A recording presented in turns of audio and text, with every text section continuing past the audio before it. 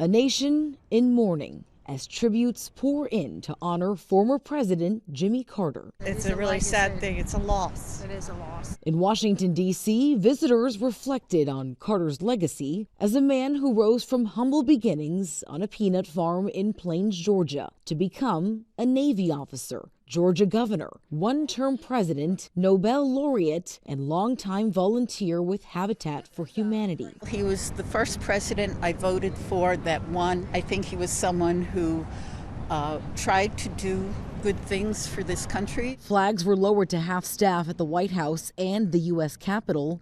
Just outside the city, there was a moment of silence before the Sunday night football game between the Washington Commanders and the Atlanta Falcons. New York's Empire State Building lit up in red, white, and blue.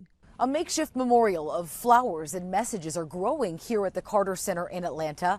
One note reads simply, "We love you, President Carter."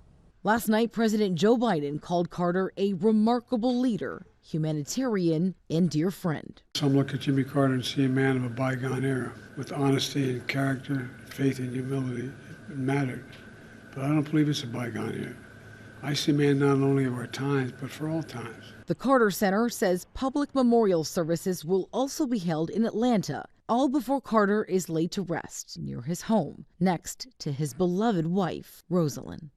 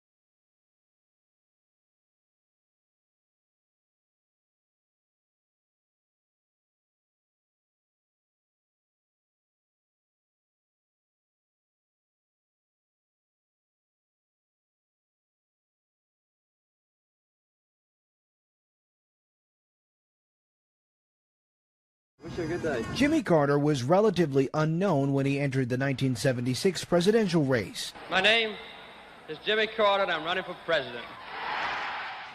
But the Georgia farmer and politician cultivated a following that helped him win the White House. Let us create together a new national spirit of unity and trust.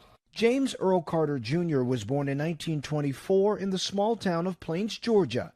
The son of a peanut farmer, attended the U.S. Naval Academy to study nuclear science. While in the Navy, he met Rosalind Smith. The two married and had 4 children. Rosalind was by her husband's side when he decided to enter politics. After serving 2 terms in the Georgia State Senate, he ran for governor and won. When Carter joined the race for the White House, confidence in the government was low. Well, I'm not a crook. Americans were still angry about the Watergate scandal, and Carter made honesty a centerpiece of his campaign.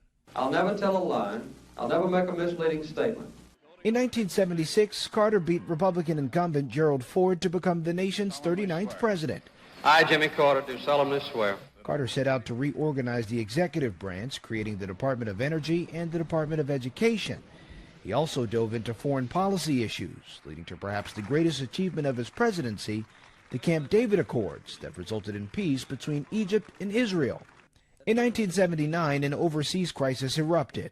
Iranian militants stormed the U.S. Embassy in Tehran, taking 52 Americans hostage for more than 400 days.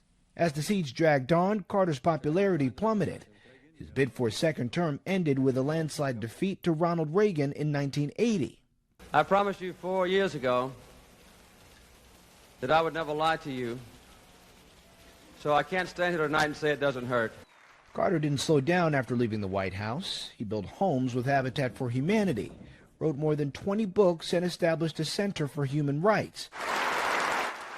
In 2002, Carter was awarded the Nobel Peace Prize for his work in the Middle East and Third World nations. There's a lot of exciting things to be done now in this, wonderful phase of my life.